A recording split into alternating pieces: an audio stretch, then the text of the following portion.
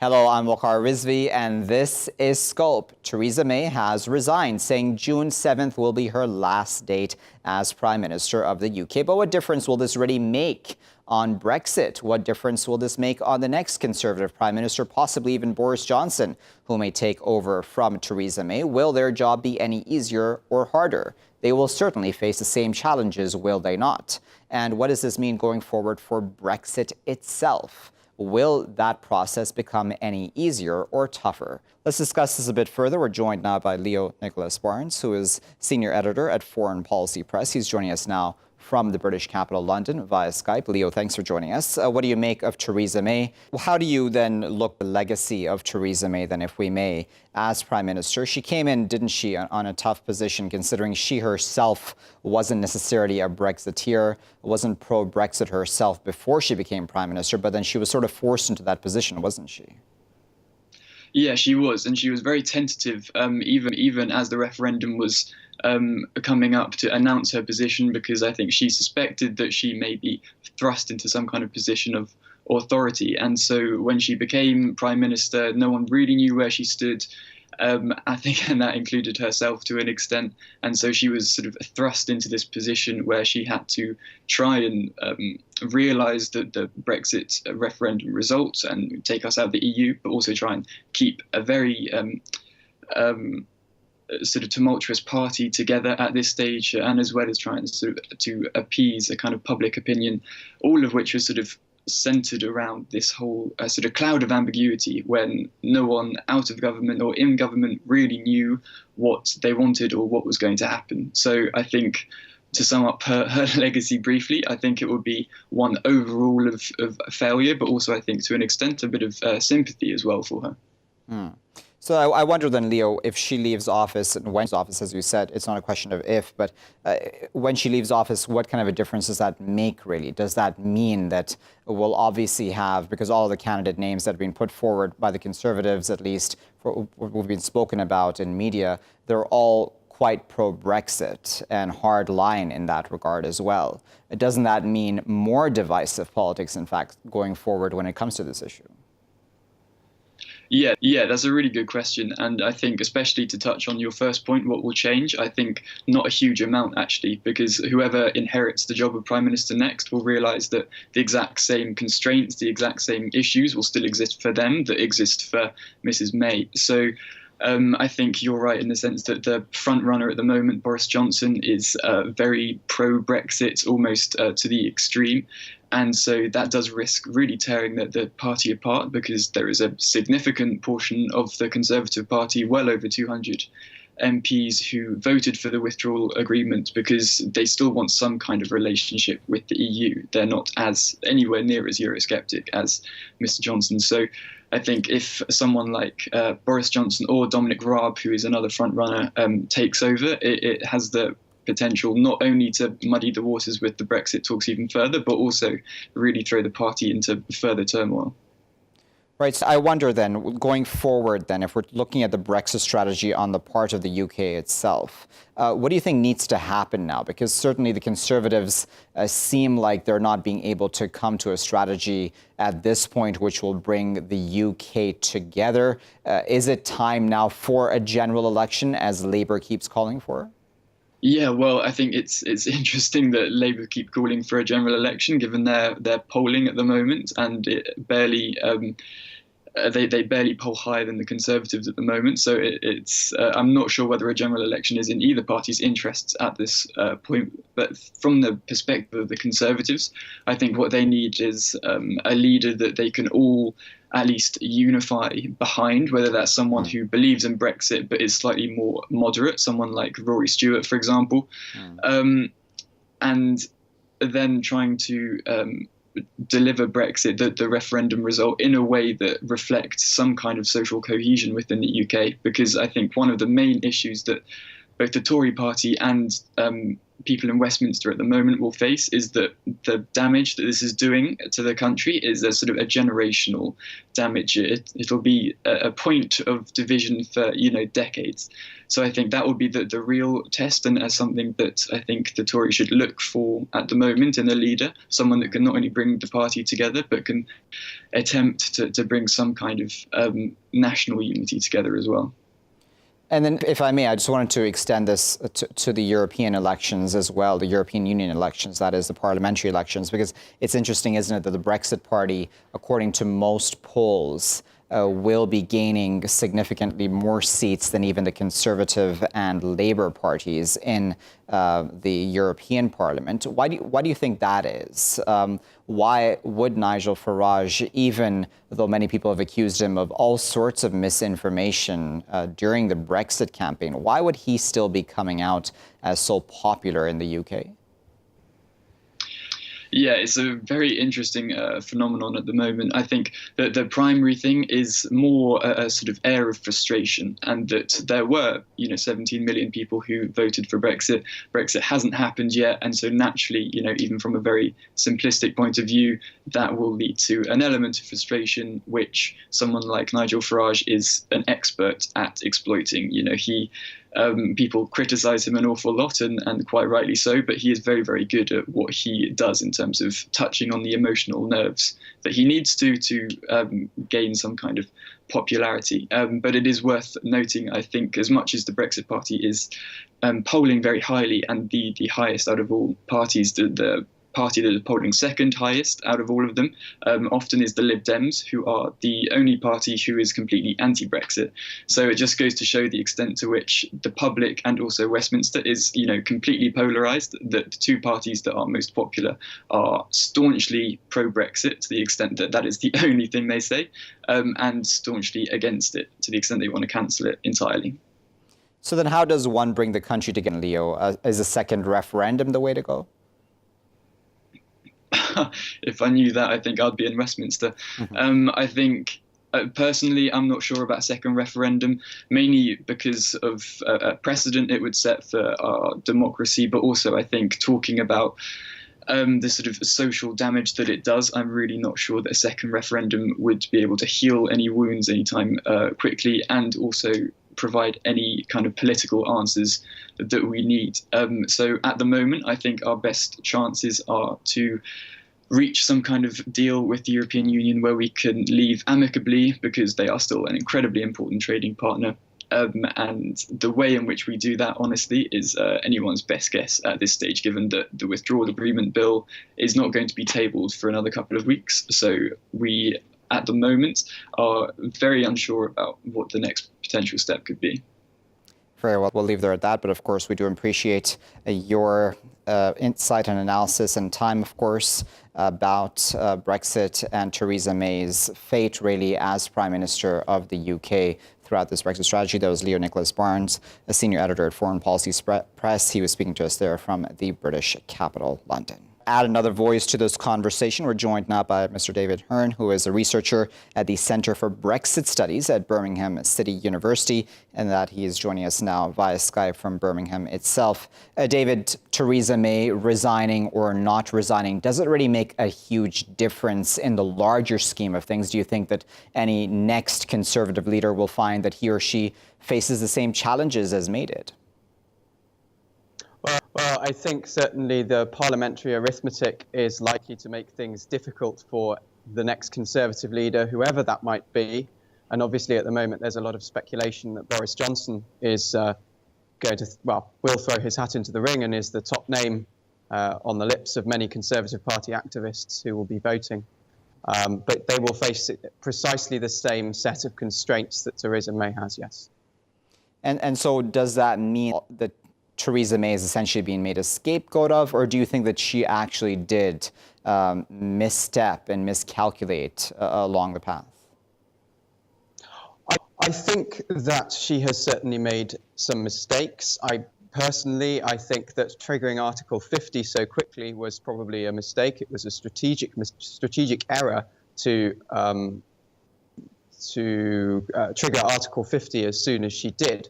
However, I would also stress that actually she was under an enormous amount of pressure from the Eurosceptic wing of the Conservative Party to do so as soon as possible. So to a large extent, it's very difficult to see how she could have reacted so differently.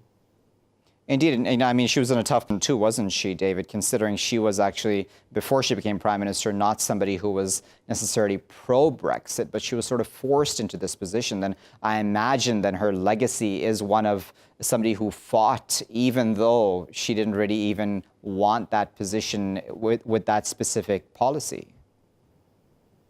Yes, I think she was certainly in a very difficult position there.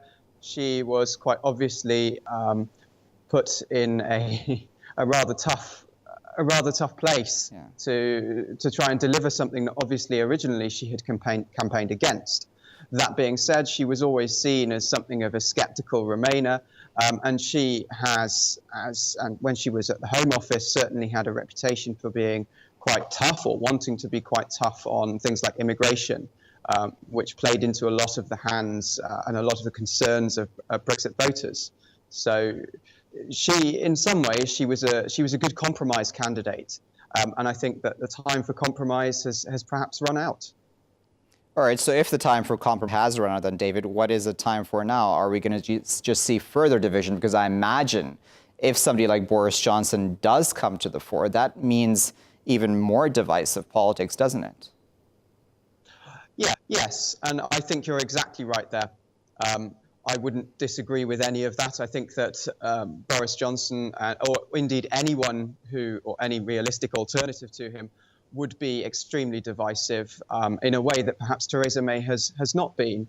I cannot see the two wings of the Conservative Party actually managing to come to any kind of realistic compromise on this, because I think the depth of emotion and the policy differences between them are just too great to be bridged. So it's very difficult to see how this will end. I can certainly see an ongoing battle, if you like, between the executive, the Prime Minister, and the legislature, with the Prime Minister obviously being more pro-Brexit and Parliament being more pro-Remain. And it's difficult to see who will have the upper hand. And, you know, I've done many shows, David, on Brexit, and I keep reading now about Brexit fatigue across the United Kingdom and across the EU too, in fact. How much longer do you think Britons want to keep all of this going at this point? Well, I think a lot of the support now for things like the Brexit Party, things like for sort of people who say, let's go for a hard Brexit, a lot of that is just down to, oh, for goodness sake, let's get it over and done with. We just want to finish this. We just want it done. Equally, there are people on the Remain side of the spectrum who are saying, well, what on earth have we done? Let's just go back on it. Let's revoke Article 50. You know, this was a terrible idea. We know that now, and we will go back and do something different. The problem is that I think everybody across the political spectrum wants to move on from Brexit. The difficulty is that nobody quite knows how to do it, and those divisions between Leavers and Remainers are as deep as ever, if not deeper. And how we get around that, as a country, is difficult to say. But I have a lot of sympathy for European politicians who find themselves caught up in Brexit, a Brexit that obviously they didn't vote for, and that is proving tough to them to navigate and taking a huge amount of time and effort. 7th of June is what she's announced as the date of her resignation. What do you think should happen at that time? Should we have, as Labour has demanded, a general election or even possibly a second referendum? What is really the way forward to try to bring the UK together, if that's even really possible, over this issue? I think that bringing the UK together is very ambitious. Personally, I think it's much more likely that what we will do is we will go for some kind of finality, some kind of final say, whether that comes via a general election or whether that comes via a second referendum, and there will be a second choice, and that will be what we as a country just have to go with.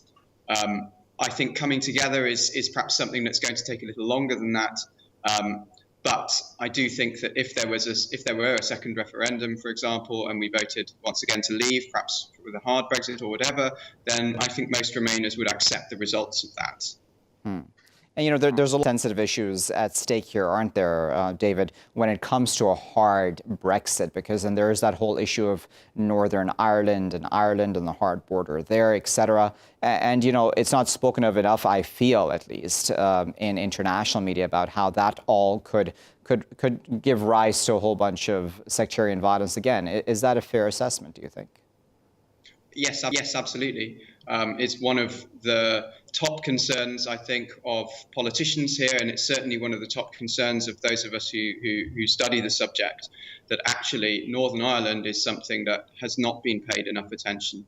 The Good Friday Agreement underpins peace in Northern Ireland, and there is a deep, deep concern, I think, amongst many of us that a hard Brexit might act to undermine some of that.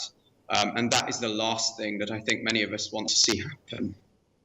And so as somebody who's been researching Brexit, as somebody who researches at the Center for Brexit Studies, what do you make of what is the most likely scenario for how Brexit will be carried out? I know that's a very, I'm asking you to look into the crystal ball, but what are your guesstimations on that? Yeah, I mean, that definitely is crystal ball territory. However, personally, I think we know that Theresa May will now resign. I think that's been on the cards for a long time. The timing, perhaps, of that was a little uncertain, but we know that we'd known for some time that is going to happen. Now we will certainly have a new Conservative leader. They will almost certainly be more pro-Brexit than she is. So, as I say, I can see some kind of a battle between the legislature, between Parliament and the leadership of the Conservative Party, the executive, Prime Minister and the Cabinet. And it will be very interesting to see how that pans out. Personally, I think that the most likely way to get a longer-term resolution of this would be to have another referendum. That would certainly put to bed the issue once and for all, whether that says actually let's stay in the EU, or whether that says let's leave the EU. There are concerns over leaving the EU and the possibility of a hard border in Ireland. That is a very, very concerning topic, and that's something that we will need to address as a country. But ultimately, I think that there is going to be the mother of all arguments over exactly how to take this forward, and I cannot foresee what the exact outcome of that will be. And so then I wonder, I know the very grand scheme question again, David, but has all of this, do you think, made the UK a lot weaker? It's difficult to say the precise impact. I certainly think that it has had a somewhat negative impact on the way the UK is perceived abroad. Certainly in terms of our status and our influence within Europe, there's no question about it that Britain's influence in the European club is severely diminished. There is no question about it that it is going to be much more difficult for the UK to punch above its weight on the world stage, as it has perhaps become used to doing over past years. From an economic standpoint, there are certainly examples where Brexit has been a significant issue for international investors. We see that particularly with car companies, with companies pausing investment, or even in the case of Honda, saying, actually, we want to move out of the UK. We're going to shut our factory in the UK down. Now, that wasn't just about Brexit, but there can be no question that it has certainly made the UK less of an appealing destination for that particular firm. So there are definitely really big questions here about how the UK is perceived and whether the UK can maintain its attractiveness outside of the EU, or in this strange period of limbo in which we find ourselves and could be for a while yet. And then as a final question, I wonder, how does all of this reflect then on the European Union project itself? Because, obviously, ever since Brexit occurred and that referendum turned out the way it did, there have been concerns about the EU essentially just falling apart ever so slowly, but the rise of the far right throughout the EU, in fact, with these European parliamentary elections, the expected, mind you, a rise of the far right throughout the continent. Do you think that that's an overstatement, or do you think Brexit was just ominous in that regard? I think a lot of people, certainly on the European side, have perhaps underestimated the extent to which Brexit, in fact, challenges certain key assumptions that have underpinned the European project. I think there's a little bit of a desire to not see that. The question really that we have is how on earth do we take this forward? The UK is part of Europe. I mean, that's just geographically a fact. There is nothing that can be done about that. We can't tow the island out to the middle of the Atlantic on a giant boat. So the real question is, how are European countries going to interact in future? Is the European Union still fit for purpose in terms of as a vehicle for that?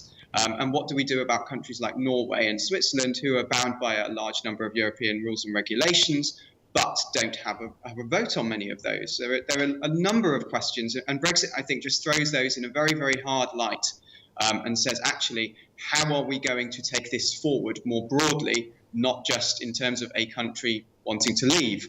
I don't think the EU is about to collapse, but I do think that it is certainly facing some significant challenges, and Brexit is just one of those challenges. Very well, David, we'll leave there at that. Of course, in the coming days, your research will be that much more vital, no doubt. That was David Hearne, researcher at the Centre of Brexit Studies at Birmingham City University, speaking to us there from Birmingham itself. We, of course, appreciate his time and analysis. Now, as I've told you already, viewers, and as I put to David, Theresa May has announced her resignation. She will be leaving office there on the 7th of June. In her resignation speech, this after meeting the 1922 committee, which was expected, in fact, to tell her, of their decision that she should be stepping down. She said that it will always remain a source of great regret that she was not able to deliver on Brexit. This, of course, remember, coming from a prime minister who did not necessarily support Brexit before she became prime minister. She was forced into this position after David Cameron, remember, left office. She then said compromise is not a dirty word, essentially giving a hint to the next Conservative prime minister, Boris Johnson, possibly, that compromise may very well be the key word of the day. She then said that she's done everything she could. She tried to do everything she could, that is, to convince MPs to back the deal that she reached with the European Union, unsuccessfully, of course, in all regards. And she said that she knows that the Conservative Party will serve the people in the years ahead. She said the importance of the office of the Prime Minister is to fight burning injustice, which is a phrase that she had used in the beginning of her premiership as well. So Theresa May has resigned. What does this really mean, though, going forward in the larger scheme of things? This just means more divisive politics, doesn't it? Because if Boris Johnson does come up as Prime Minister of the UK, we already know he is for even a hard Brexit from the European Union. What does that mean for the UK? What does that mean for Brexit overall? Can this really work? And what does this mean for UK stability, really, and even sectarian violence in Northern Ireland / Republic of Ireland? So keep a very close eye on how that situation develops. This is definitely one to watch in the coming hours and days as well. Don't forget, Donald Trump is also to visit the UK right before Theresa May leaves office, June 3rd to 5th. So that will be one to watch as well. We'll keep a close eye on that here in Scope. I'll be back, though, with our next segment about the European parliamentary elections after this break.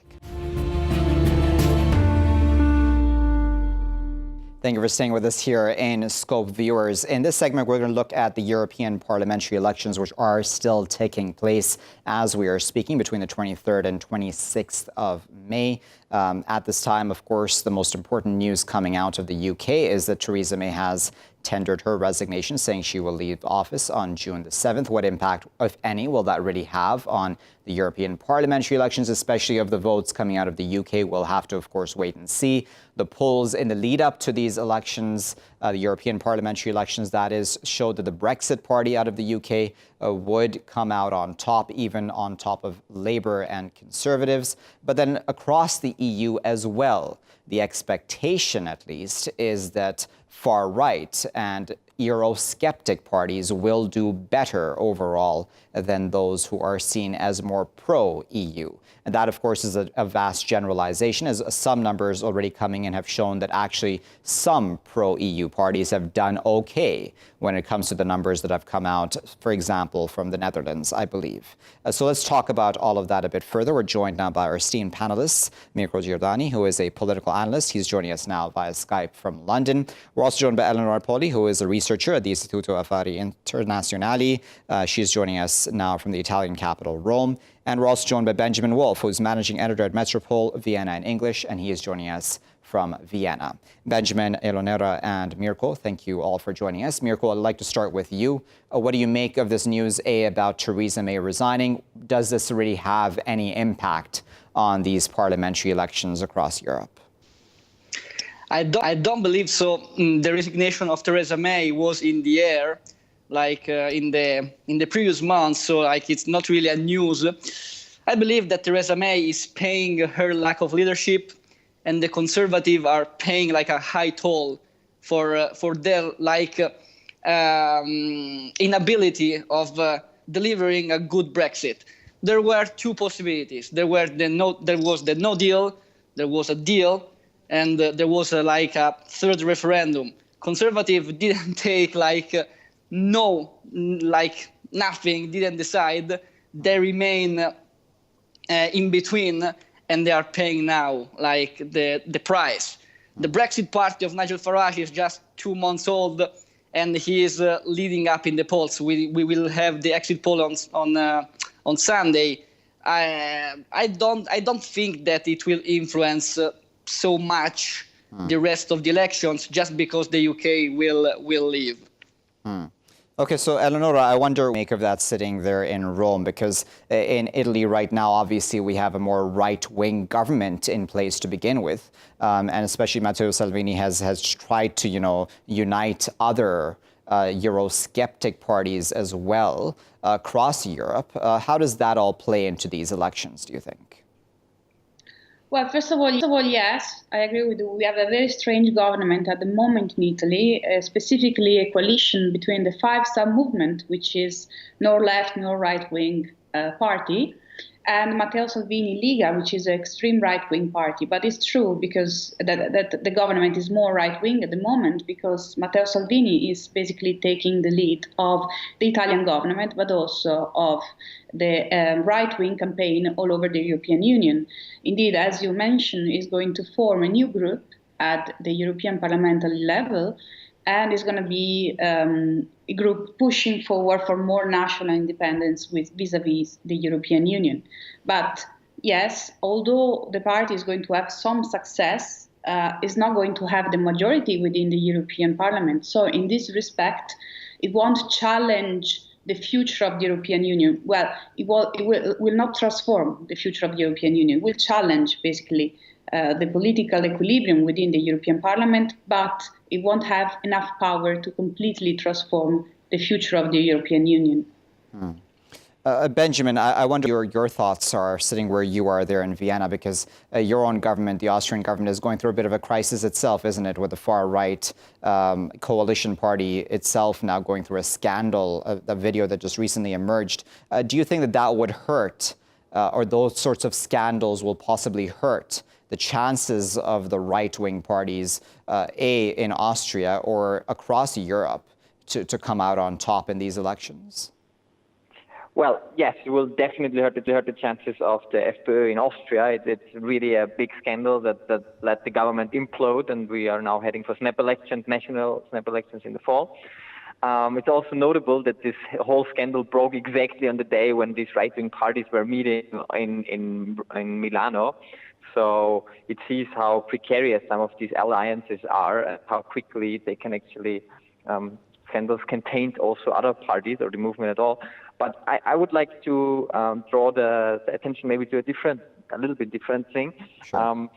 Even the right-wing parties nowadays are not so much campaigning anymore against the EU and for getting out of the EU, but more for changing the EU, which is really an interesting development, because before we only had for or against the EU. Now you have more of a which EU, what should the EU be doing, which is also a very strong reaction to Brexit, I think.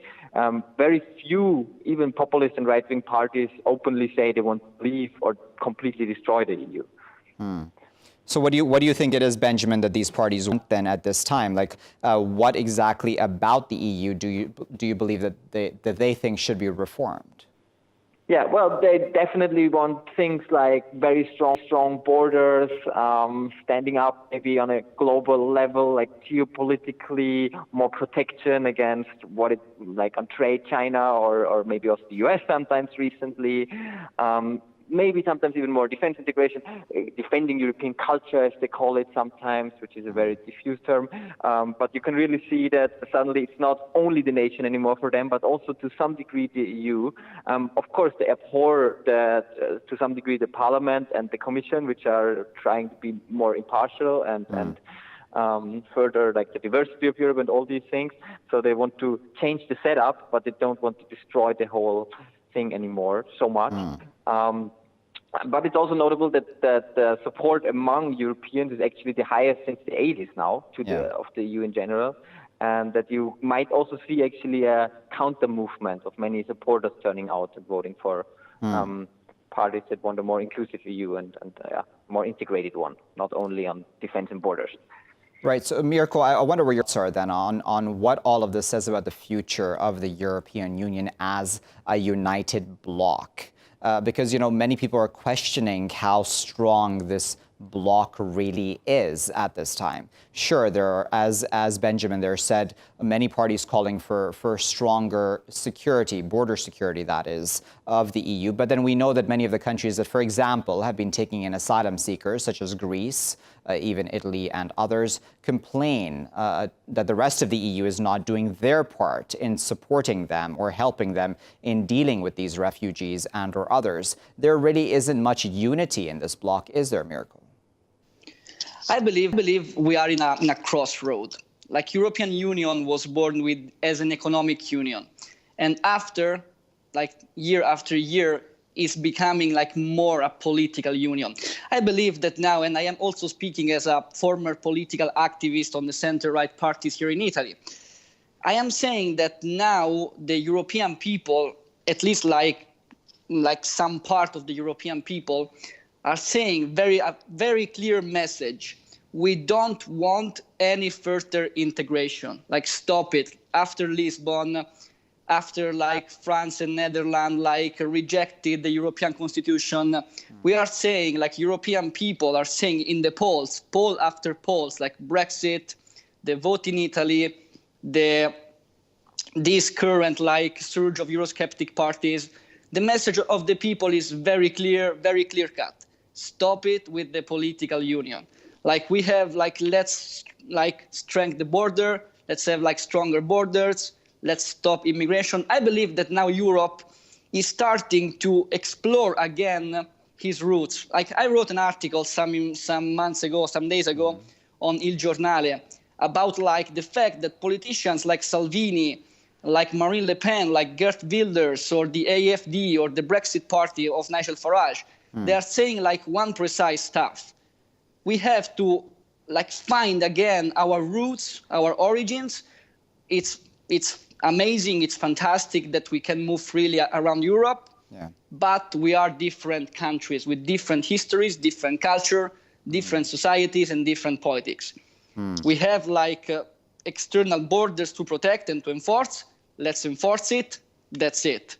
No more political union. The message is very clear, and I believe that also pro-European parties and pro-European governments, I am thinking about Emmanuel Macron, or I'm thinking about Angela Merkel's government in Germany. They are step by step taking Eurosceptic policies because they understood that the majority of even the pro-European voters, they want it in the end.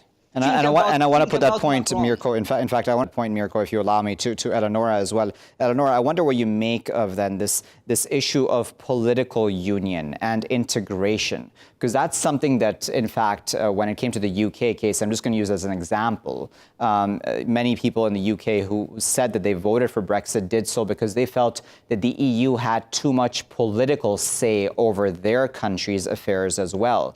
Do you believe that that is the case for many other European countries also? Well, first of all, I don't agree with what Mirko just said. I have a completely different perspective about the European Union.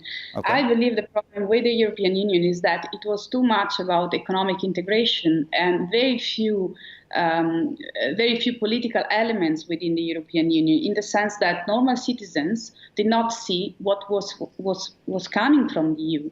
Apart from, free movement of people, apart that they could travel basically in other European countries with just their ID. There was no other thing coming from the European Union that citizens could perceive. This is the first thing. Second thing is that in all European countries, the UK first, the European Union has been used as a scapegoat for everything that did not work in the countries. Every political and economic painful reform that government had to put forward to face the economic crisis was basically related to the European Union. And this was a very clear political strategy. If you recall, the Brexit referendum was used by Cameron at the time to win the election, the national election. And there was no information to the citizens of what the European Union was doing, what the European Union was delivering. Having said that, people in the UK have voted, and they vote to exit the European Union, and I respect their vote. But, going back to other European countries, I believe that the problem, like people are voting for anti-European parties, not because they don't like the EU, they don't like the EU as it is. They want, a different European Union. They want a European Union that delivers to the citizens different things. The problem is that there is a clear division in European member countries. So, Southern European countries are asking for more social policies. Northern European countries are asking for green policies.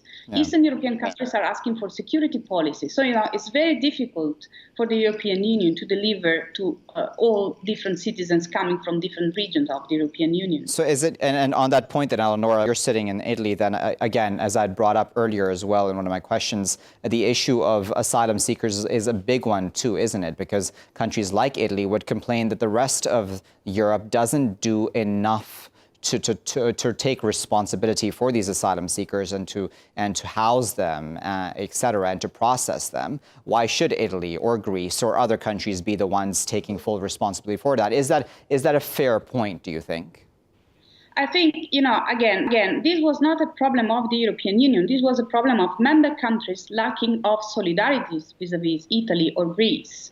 So again, why the European Union is, used as a scapegoat of not taking care of migrants, in the end of the day, member states and their governments did not agree to help Italy in managing migration. There is a lack of solidarity in accepting quotas of asylum seekers coming from the Mediterranean.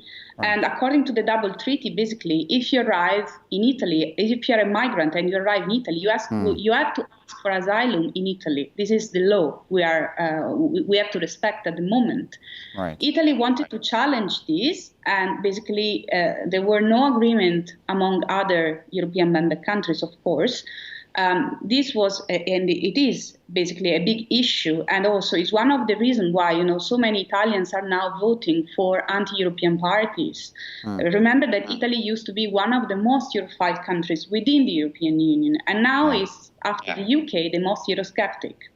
Indeed. Benjamin, I want to get your thoughts on all of this. What do you think are the problem areas right now when it comes to the European Union? What exactly is creating the sort of skepticism within member countries?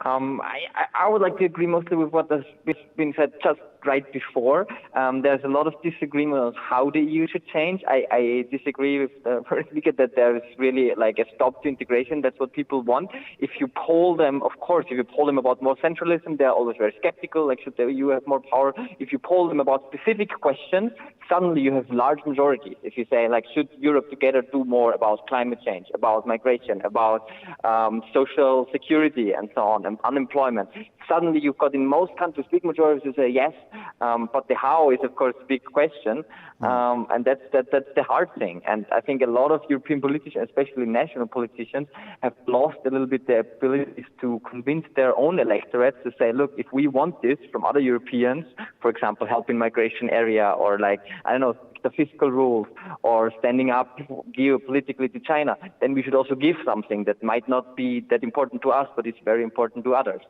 And this was lacking a little bit in the last years, and we will see. I think many new faces in the European Parliament, like up to 2/3, are probably new MEPs from like some established parties, but still new MEPs.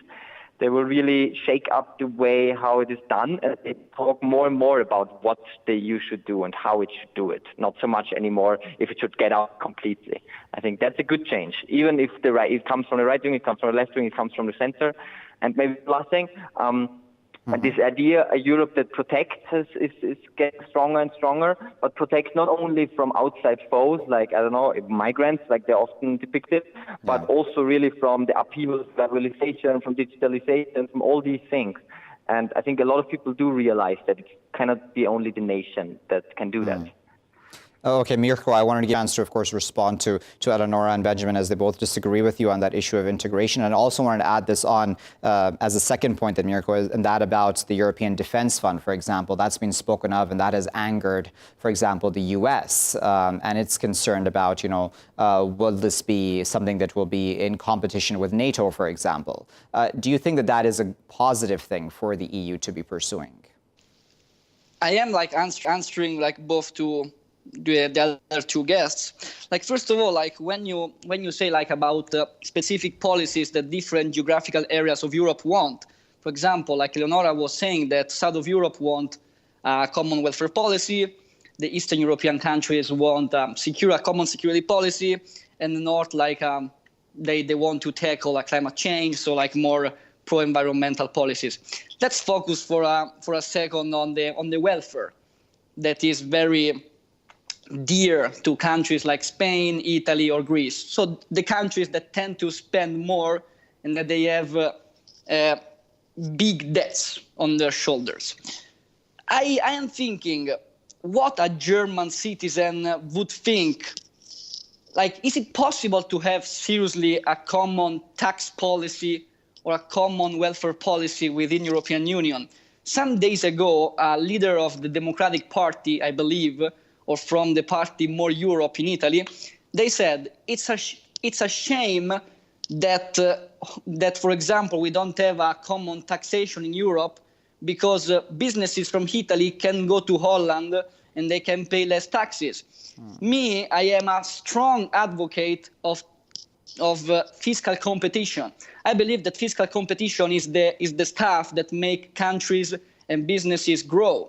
So, I believe that if a country is inefficient like us and Holland is more efficient and have a better taxation system and lower taxation system, why Holland needs to harmonize his taxation system on Italy?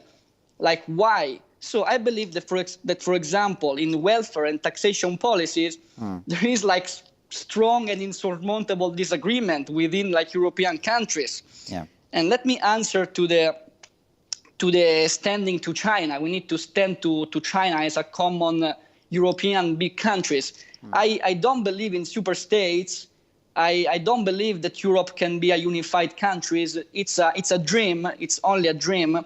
I am making the part of the Eurosceptic, and it's perfectly fine. But I believe that it's impossible.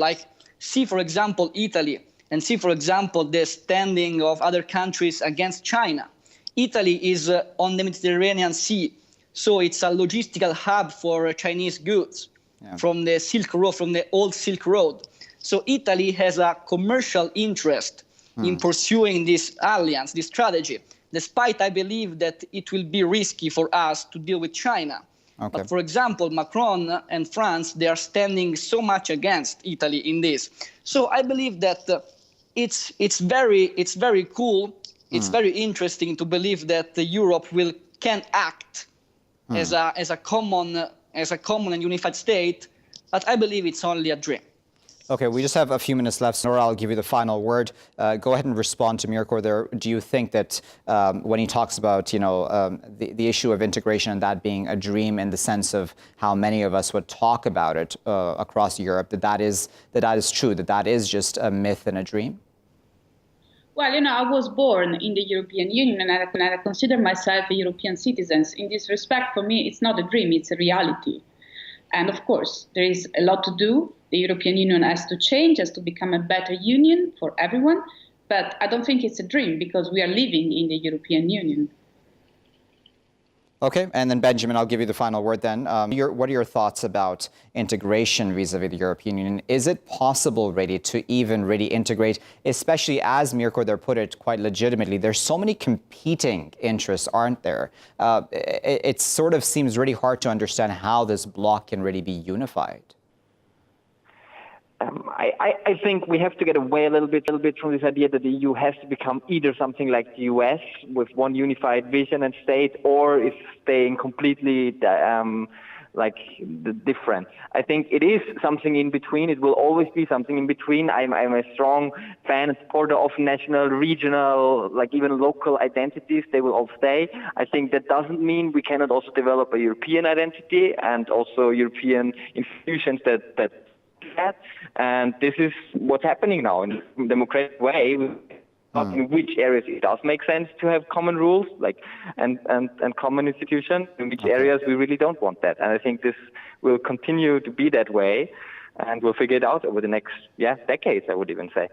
Alrighty, we'll leave there as a word, but very interesting conversation. We appreciate all of your time, your insight and analysis. That was Benjamin Wolf, Managing Editor at Metropole, Vienna in English, speaking to us there from Vienna. We were also joined by Eleonora Poli, researcher at the Istituto Affari Internazionali, the IAI, and she was speaking to us from the Italian capital, Rome. And joining us from the British capital was political analyst Mirko Giordani. We, of course, appreciate all of their insights. Now, viewers, as our guests spoke about, there are competing interests, aren't there, within the European Union at this time. Italy and Greece would, of course, talk about the issue and the need for tougher border security, the need for all countries around the European Union to do better when it comes to taking responsibility for migrants/asylum seekers. But that's not the only issue, of course. There is also issues, as Benjamin had put it, about culturally protecting the EU as well from what would be seen as quote-unquote invaders from outside. And then there's issues of fiscal issues as well, about what economies do better, what economies do worse, and of course about movement and freedom of movement across the EU, across borders. That's overall seen as a good thing, but it can be argued by some, of course, such as in the case of Brexit, that that's not necessarily a good thing for all countries. And then, of course, we now have Prime Minister May's resignation, which is hanging over all of this. The Brexit party possibly winning big in these elections. Of course, we'll wait and see how that vote turns out. Will anti-EU parties come out, or Eurosceptic, at the very least, parties come out on top? And what will that mean for this bloc going forward as an integrated union? That will be a wait-and-see game. We'll keep a close eye on that here in Scope, but I've been Waqar Rizvi. Thanks for watching.